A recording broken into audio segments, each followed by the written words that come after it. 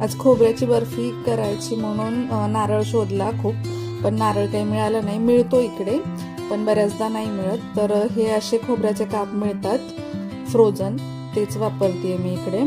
आणि हे करत असताना मला लहानपणीची खोबऱ्याच्या बर्फीची आठवण झाली। आम्ही तेव्हा काही फारसं असं घरी करत नव्हतो खोबऱ्याची बर्फी वगैरे, कारण आमच्या शेजारीच अगदी घराला चिकटूनच बर्फीचा कारखाना होता, तिकडे ओल्या नारळाची बर्फी बनवली जायची आणि मला त्यांची आठवण आली हे बनवत असताना, तर म्हटलं चला शेअर करू तुमच्यासोबत। तर आमच्या इकडे म्हणजे खूप अशी मोठमोठी पोती भरून नारळ यायचे आणि ते नारळ खवळायची मशीन, मोठमोठ्या इलेक्ट्रॉनिक मशीन्स होत्या, त्याच्यावरती नारळ खवले जायचे खूप मोठ्या प्रमाणात आणि मग बर्फी बनवली जायची। तर पूर्ण गल्लीमध्ये दिवसभर दररोज बर्फीचा वास यायचा आणि ते फक्त पांढरी कलरची नाही तर ते फूड कलर वापरून वेगवेगळ्या कलरची बर्फी बनवायचे आणि खूप टेस्टी अशी ती बर्फी लागायची। अगदी तशीच माझ्या या बर्फीची टेस्ट झालेली आहे आजच्या, खूप सुंदर, आणि मला ती आठवण झाली बर्फीची।